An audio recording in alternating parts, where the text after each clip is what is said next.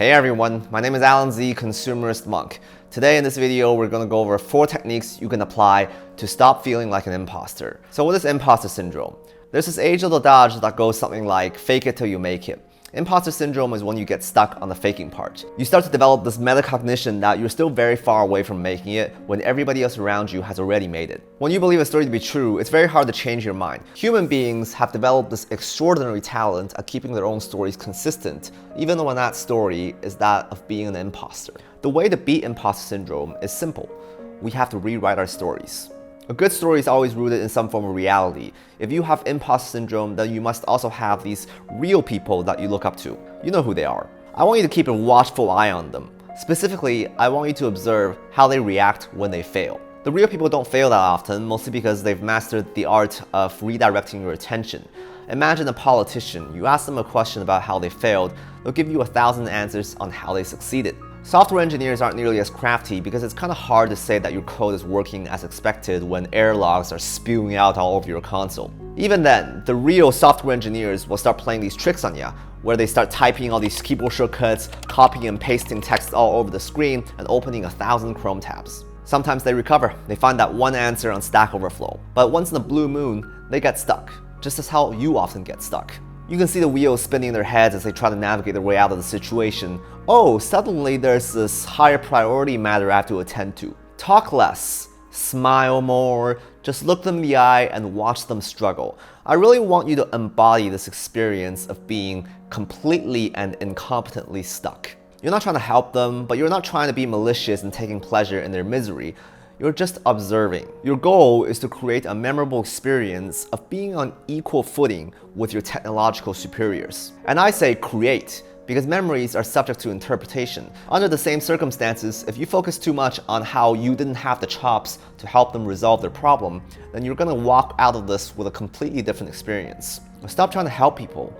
Sometimes all you gotta do is observe. As you create more of these experiences of being stuck together, the story inside your head will slowly start to change. You don't even have to think about it. Imposter syndrome is not a problem to be solved. It is a perspective to be reframed. So now that you have some reference experiences of your higher ups come down to your level of feeling stuck and helpless, now you need to go in the opposite direction of lifting yourself up. This is when you actively seek out experiences where you can be the expert and help others. The goal here is to be the expert, so be very careful when you're selecting your experiences because you don't want to land in a situation where other people can step on your toes. If you work with other engineers on a shared code base, try hosting office hours. Bring your team members along for backup. Try to only answer questions that you are an expert in. It doesn't have to be complicated. It could be as simple as helping somebody set up their repository. Oh, your build's not working. Did you try yarn install? Yeah, that line right there in the README, you just gotta copy and paste that into your console. Gotcha! No, don't be that guy, but you get my point. Simple answers to simple questions minimizes the chance of failure. A lot of tech companies also have these knowledge sharing sessions where you get to give a short 5-minute presentation on a subject of your choice. They call it a lightning talk, so go sign up for one. Talk about the hottest new library that people have already written 1,000 blog posts on, like Vite.js, Vue.js, Node.js, TypeScript. Oh, TypeScript, that's a good one. 5-minute lightning talks are very short, so there's usually not enough substance for people to ask you challenging questions. If anything, people will just say, this is super cool, even if it's not, because anybody can fake enthusiasm for 5 minutes. Either way, you get to walk off the stage feeling like an expert. Mic drop, no questions asked. With the whole remote work situation that's been going on over the past year and a half, there's not really been an opportunity to give lightning talks. So as an alternative option, you can make YouTube videos. As somebody starting out on YouTube, there's nobody in the comments section to really challenge you. You get the whole world as your audience, and you get to be the expert. Having said that, not getting any likes and comments make me a little sad. Sad like an imposter.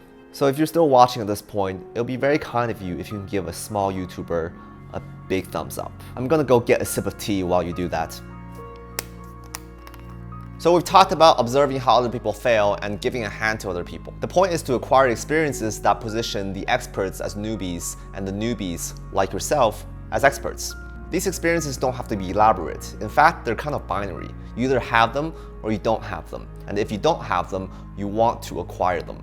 Now you might be wondering, aren't you just deluding yourself at this point? Yes and no.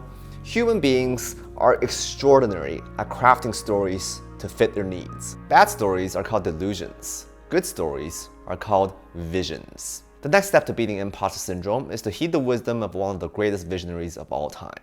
Albert Einstein once said, "Compound interest is the eighth wonder of the world. He who understands it, earns it, and he who doesn't, pays it." You're feeling imposter syndrome because you're young and you're not an expert yet. But it takes time to earn that expertise. You need to invest and reinvest your time and energy year after year in order for compound interest to work its magic. Even after you've worked very hard for a whole year, it could still feel like you've accomplished almost nothing. But after 5 years, after 10 years, you've changed the world, or the world has changed around you. Sticking with something, it's not easy. It's not about your willpower. It's about making your story more believable. If you believe yourself to be a good software engineer, stop working so hard. Take a minute to think very carefully. What supporting experiences do I need to make my story more consistent in my own head? The possibilities are endless. That's all there is to imposter syndrome. So let's go and rewrite our stories together.